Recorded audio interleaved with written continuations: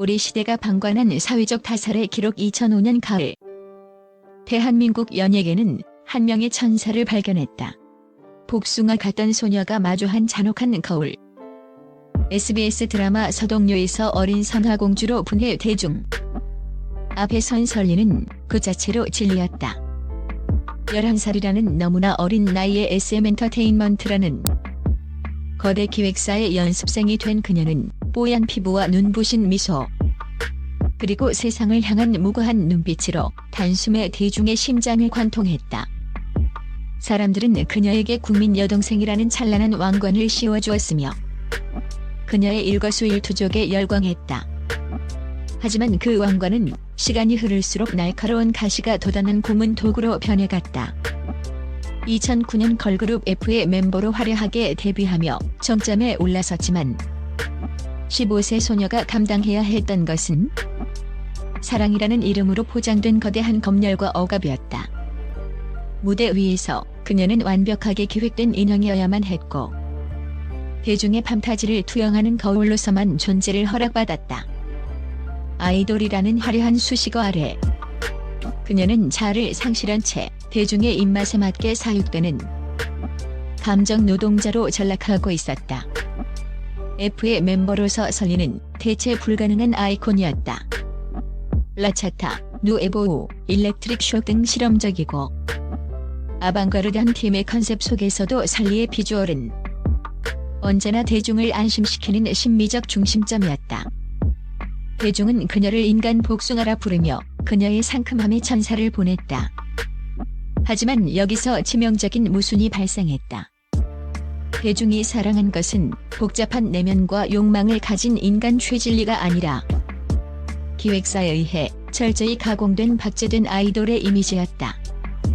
K-팝 산업이라는 거대한 컨베이어 벨트 위에서 설리는 가장 상품성 높은 최고급 제품이었다. 그녀가 내뱉는 숨소리 하나, 손짓 하나, 심지어는 무대 위에서의 찰나의 표정까지도 자본해 논리에 따라 철저히 계산된 틀 안에서만 유효했다. 사춘기 소녀가 겪어야 할 자연스러운 성장통과 자아 찾기의 과정은 프로답지 못한 태도로 치부되었고 기획사는 그녀의 감정보다는 수익성을 우선시했다. 그녀는 자신의 영혼을 지우고 타인의 욕망을 투영하는 거울이 되어 가혹한 연극의 주인공으로 살아야 했으며 성공의 가도가 화려해질수록 그 이면에는 소외된 자아의 신음이 시멘처럼 깊어가고 있었다. 특히 어린 나이부터 시작된 단체 생활과 사생활 통제는 그녀에게서 평범한 인간으로서의 발달 기회를 박탈했다. 그녀에게 허용된 유일한 공간은 카메라 앞이었고 그 외의 삶은 존재하지 않는 것과 다름없었다. 설리의 삶이 송두리째 흔들리기 시작한 결정적 분수령은 2013년 9월에 터진 한 장의 열애설 사진이었다. 힙합 가수 최자와 함께 서울 모처를 걷던 평범한 사진 한 장은 대한민국 전체를 발칵 뒤집어 놓았다. 대중이 규정한 순수한 소녀가 성인으로서 사랑을 시작했다는 사실은 누군가에게는 축복이 아닌 권리 침해이자 배신의 근거가 되었다. 우리가 너를 키웠는데 우리가 너에게 준 사랑이 얼마인데 어떻게 감히 우리를 실망시킬 수 있어? 그날 이후 설리를 향한 찬사는 순식간에 난도질로 변했다. 공개 연애는 그녀의 사생활을 조롱과 성희롱의 도구로 전락시켰다. 사람들은 그녀의 사랑을 인간적인 감정으로 보지 않았고 입에 담기 힘든 저질스러운 루머와 성적 비하 발언을 양산했다. 특히 남성 중심적 시각의 누리꾼들은 그녀가 타락했다며 비난했고 여성 누리꾼들은 그녀가 여성 아이돌의 이미지를 망친다며 공격했다. 대중은 자신들이 정해놓은 청순과 무결의 프레임을 벗어난 그녀를 단죄하기 위해 현대판 마녀사냥의 장작을 쌓기 시작했다. 그녀가 누군가를 사랑한다는 지극히 개인적인 사실만으로 그녀의 10년 커리어와 인격 전체가 송두리째 부정당하기 시작한 것이다. 2015년 F를 공식 탈퇴하고 연기자와 개인 아티스트로서의 독립적인 길을 걷기 시작하면서 설리는 더 이상 타인의 시선이라는 보이지 않는 감옥에 자신을 가두지 않기로 결심한 듯 보였다.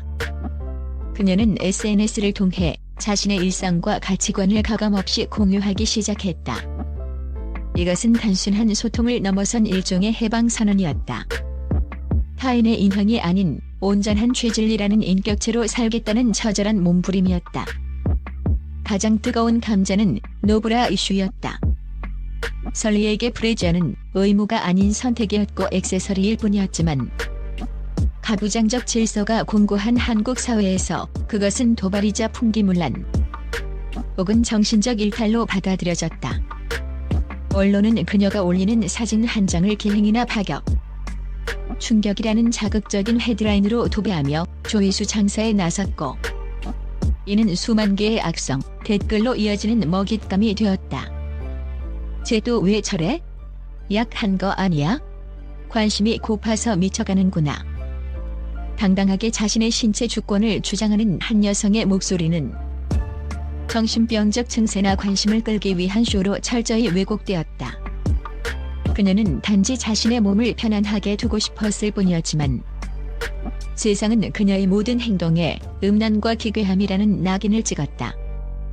이 과정에서 그녀는 끊임없이 검열당했고 사회는 그녀를 정상적인 범주에서 밀어내어 미친 여자라는 프레임 속에 가두려 했다. 그녀는 끊임없이 세상과 연결되기를 갈망했고 자신이 겪는 정서적 고통을 솔직하게 토로했다. 설리는 결코 고립을 자처하지 않았다.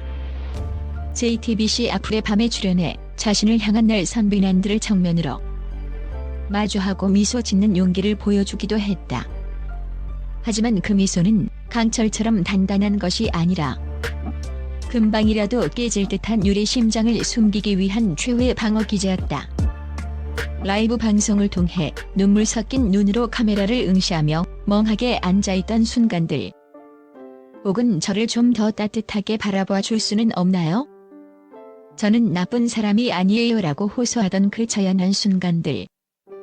절벽 끝에 선 인간이 낭떠러지로 떨어지기 직전 내민 떨리는 마지막 손길이었다. 그것은 명백한 SOS 신호였다. 그러나 대중의 반응은 소름 끼칠 정도로 차가웠다. 사람들은 그녀의 진심 어린 호소를 연예인으로서 감내해야 할 비용이라고 일축하거나 심지어는 죽을 용기가 있으면 그 악플을 견뎌라라는 식의 저주를 퍼부었다. 악플러들은 그녀의 상처를 파고드는 집요함을 보였고 포털 사이트의 실시간 검색어와 댓글창은 그녀의 영혼을 산채로 갉아먹는 검투사들의 경기장이 되었다. 기성 언론은 그녀의 고통을 실시간으로 중계하며 클릭 수 장사를 멈추지 않았고 이로 인해 비극의 불길은 더욱 거세게 타올랐다. 꽃다운 25세의 나이로 설리는 우리 곁을 영원히 떠났다. 결국 2019년 10월 14일 그녀가 마지막으로 남긴 것은 숨막히는 고요와 우리 사회를 향한 무겁고도 잔혹한 질문이었다. 그녀가 죽고 나서야 세상은 비겁하고도 가식적인 침묵을 깼다. 그녀를 향해 돌을 던지던 자들은 언제 그랬냐는 듯 추모의 가면을 썼고 정치권과 포털 사이트는 여론에 떠밀려 연예뉴스 댓글창을 폐지하고 설리법 제정을 논의하는 등 뒤늦은 수습에 나섰다. 그녀의 죽음은 단순한 개인의 우울증으로 인한 선택이 아니다.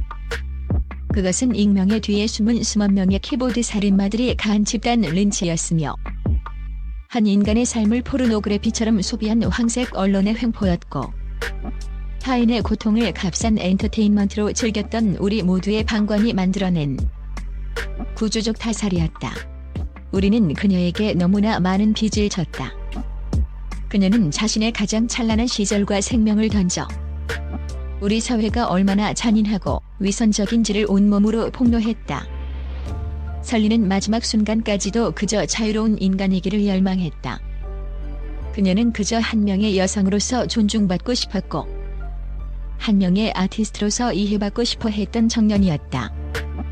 그녀가 지옥 같은 혐오의 숲을 헤매다 떠난 지 수년이 흘렀지만 과연 우리 사회는 단 한 발자국이라도 진보했는가? 여전히 온라인상에는 제2 제3의 선리를 무너뜨리기 위한 증오의 언어들이 실시간으로 배설되고 있다. 충격 진실은 사실 그녀의 사생활이나 스캔들에 있었던 것이 아니다.